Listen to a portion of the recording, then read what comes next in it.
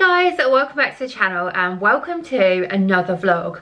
I can't actually believe how fast the time is going, but as I'm filming this vlog right here today, it's 5 weeks until my solo Orlando trip, where I'm gonna go and stay at Universal Studios, enjoy Halloween Horror Nights, have a trip over to Disney, to some of the parks, and just have an awesome time. 5 weeks. So to celebrate that, I'm going to film my top 5 things I'm looking forward to, my hype list for Florida, and all the fun things I'm going to do while I'm there. So if that sounds good to you, please do give this video a big thumbs up, subscribe if you're not already, and I hope you enjoy this video.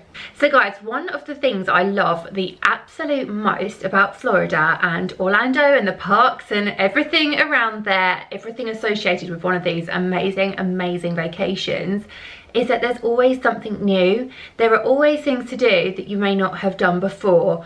I have been lucky enough to visit Orlando a few times in the last 10 years, but there is still so much I've never done at Universal, at Disney, new things popping up, new restaurants, and there are always new and exciting things to look forward to. So that being said, number 5 on my list is actually to ride Rise of the Resistance within Star Wars Galaxy's Edge at Disney's Hollywood Studios. So I know that the ride has actually been there now since 2019. It's nearly 4 years old.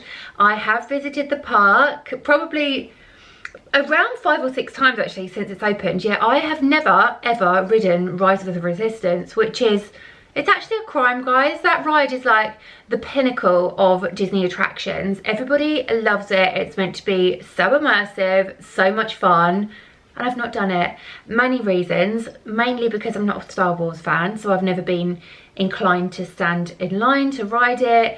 2, because when my family all rid it, Paisley didn't want to, so we went and did Slinky Dog, and I just don't know, I've just never been there, right place, right time, like never been inclined. But it's one of the bigger rides at Walt Disney World, and I need to experience it. I need to have that fun and that experience. So it's definitely on my list to ride Rise of the Resistance on this trip. Number 4, along the same lines, but this time over in the Magic Kingdom, I am really hoping and looking forward to riding Tron, the brand new coaster which opened in Tomorrowland this year.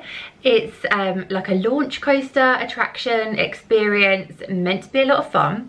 Does look fast, I mean really quite fast for the Magic Kingdom, and I've probably said here before, guys, I'm not 100% on launch coasters, so I don't actually know how I'll do, but I need to ride it. It's like super modern, super futuristic, and it does look cool. It may be adventurous of me to think that I'm going to ride Rise of the Resistance and Tron on the same day. I do need to do a little bit of research into wait times and Genie Plus and all that fun stuff, but I'll figure it out. This is not my first rodeo. I think I'll be able to do both of those attractions on the same day. Don't know if I've mentioned, but I've only got one day in Disney. Morning spent at Hollywood Studios, afternoon spent at the Magic Kingdom. So I need to get those 2 rides done, and it's actually going to be really interesting to compare Rise of the Resistance, Guardians of the Galaxy, which I've ridden a few times now, and Tron, which are the 3 newest, probably most exciting rides at Walt Disney World. So it'll be really good to get a feel for all of them. I love Guardians, and I still think that's going to take top spot for me, but we'll see. Coming in at number 3 are the snacks. There's always new snacks and new food offerings at both Disney and at Universal, and these change as well in terms of the season. And this time I'll be going in the fall or autumn, and there's a lot of spooky things to be trying. And I don't know about you guys, but I absolutely love like the flavors that come around Halloween season, like cinnamon and apple and pumpkin and all those things that are just like spooky season in a taste. And there's a few items I've most definitely got my eyes on. The first of which is the pumpkin flavored ice cream at the Plaza Ice Cream Parlor at the end of Main Street. So it's only about during Halloween season, and I really want to try it. I'm not sure if they actually advertise it on the menu or whether you have to actually physically ask for it, but I've seen it online. People are eating it. I want to be one of those people. There's also like a Minnie Mouse shaped cheesecake in the Magic Kingdom, which looks so good. And oh my god, the snacks that I'm going to consume at Halloween Horror Nights this year, they look amazing.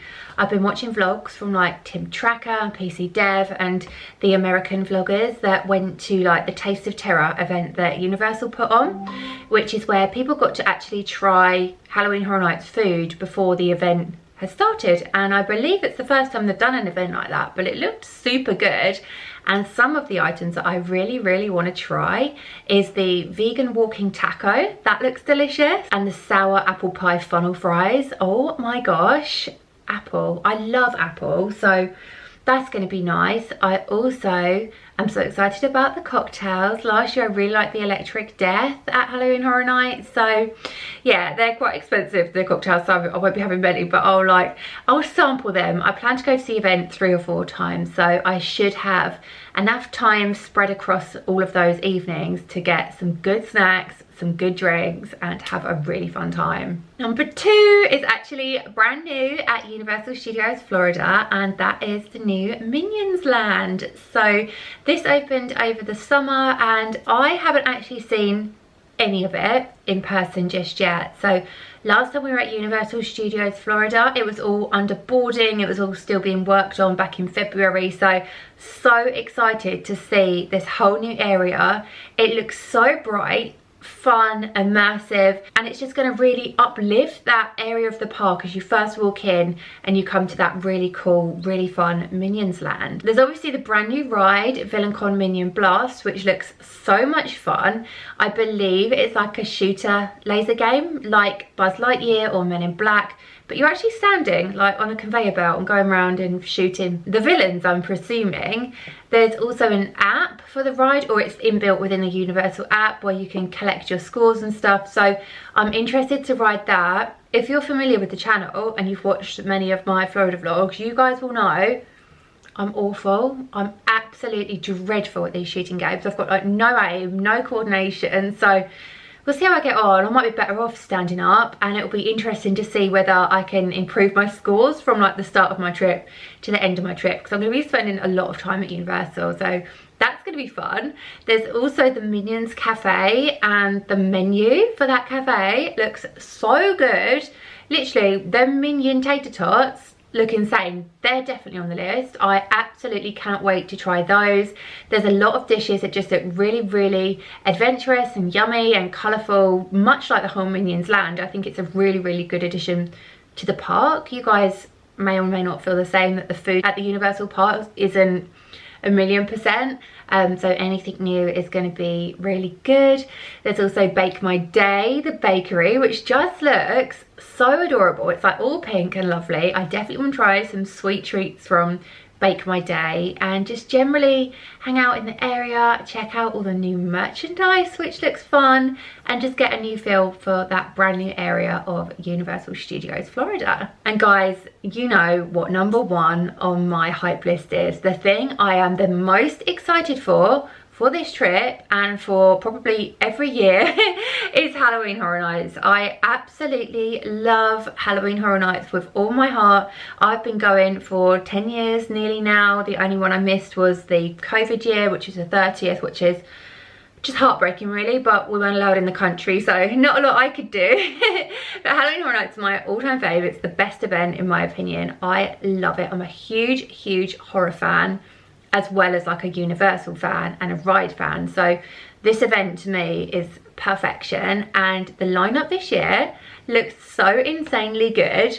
I've actually put together a hype list for just Halloween Horror Nights, and I've got it written down, so I'm gonna just read through it for you guys because I won't remember all the titles and I really don't want to miss any out. So I'll start from the bottom. Number 10 is Dueling Dragons. Really cool concept that they're basing a house on a ride that was once over Islands of Adventure, but I don't know how you're going to get that concept into a house. It's going to be really interesting to see. I don't think they've done anything like this in the years that I've been going. One dragon, I don't love dragons. I like the ride, but obviously dragons are not real, so how are you going to make a scary looking dragon? I don't know. That's actually quite a silly sentence because vampires aren't real and zombies aren't real, but they do make them scary, so perhaps we will have some scary dragons.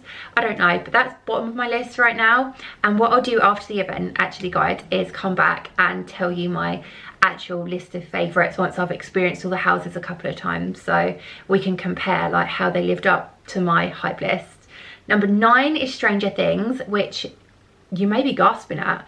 I know that everybody is obsessed with Stranger Things and the community was absolutely buzzing when Universal announced it as a house again this year, but guys, I've done it twice. I've done Stranger Things and I didn't really watch the show. Like, I watched season 1 and 2. It never gripped me, never. And I say I'm a big horror fan, and I really am. I love most things with a horror element, but I couldn't get into Stranger Things. It just really wasn't my cup of tea. So although it'll be good, I'm sure it'll be amazing, and I am going to watch the most recent series just to make sure I'm fully appreciating the house.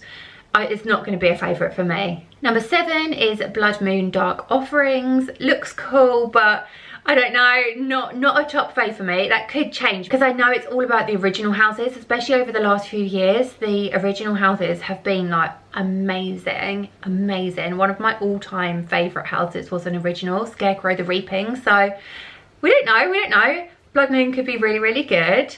Another original house is The Darkest Deal, which is the one about a musician who like sells his soul to the devil to get really good at his trade. So that's a fun idea. We'll see. Could be interesting. Number 5 is Chucky. I like Chucky. I really like the TV show, and it's going to be very fun, and I think it's going to be really well themed with the TV show and the films and whatever it's based on. I think it's definitely the TV show. I'm not sure. But yeah, Chucky is fun. But again, I don't find him scary. Like, I just find him quite cool. But it should be good. Number 4 is The Exorcist, which is going to be based on the new Exorcist film. I really enjoyed the original Exorcist house that they did a couple of years ago, and the only thing that's not put this house higher on my list is the fact that I won't have seen the film when I do the house, so I won't be able to cross-reference and think, oh, I remember this scene, because the film actually comes out after I go to Halloween Horror Nights. So it'll be good to watch it after, but yeah, we'll see what it's like as a house standalone without having seen the film.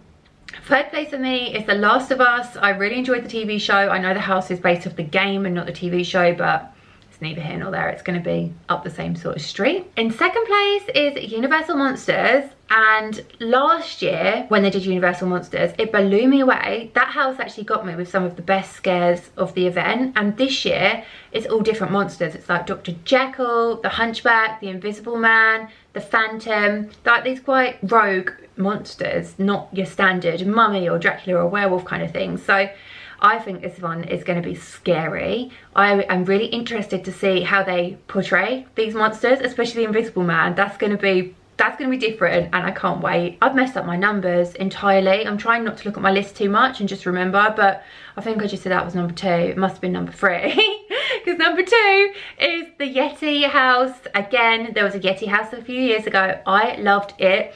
These Yetis were so big and they were so scary. It was insane. And last time in the Yeti house, they had these effects that made the whole house like feel really cold, and it was just awesome. It was so good. This time it's the Yeti campground kills, so you have to like escape this campground, and I love that theme. That is so cool to me, and I can't wait to experience that house. And in number 1 spot, guys, of course, is Dr. Oddfellow Twisted Origins, because I am so excited. There's an icon this year, and I know that Universal are not calling him an icon. Like, nobody has come out and said Dr. Oddfellow is your icon this year, but that guy is in more of the houses and more of the scare zone this year than what Jack was in 25 and that Chance was in 26. So I'm going to go ahead and say that Dr. Oddfellow is our icon. He's all over this event, and I love his backstory. I love like his whole vibe. It's a bit voodoo-y, a bit zodiac-y. I just love it. Also, I've seen online pictures of the big medallion that's going to go up in the next few days, and it's got like his zodiac print on it and his logo. So to me, he's an icon. Even if it's not official, he's an icon, and I'm excited for that, and I can't wait to see how he's integrated into the event. And yeah, it's just really a good concept. I think the whole lineup this year looks so good. Last year was a lot of fun, but I much prefer this lineup, so can't wait to be there, can't wait to experience it. And as I said at the top of this vlog, 5 weeks, 5 weeks, it's flying round. I need to outfit plan, I need to think about the airport and my luggage, because I'm not sure if I've told you guys, I've only got hand luggage, and that's just going to be an issue, so I need to think about that. I just need to get a bit organised now, so in the next few weeks you're definitely going to see some prepare for Florida vlogs. I'll do pack with me when the time comes, I'll do outfits when the time comes. I just need to get my little ducks in a row, and then I'll share it with you guys.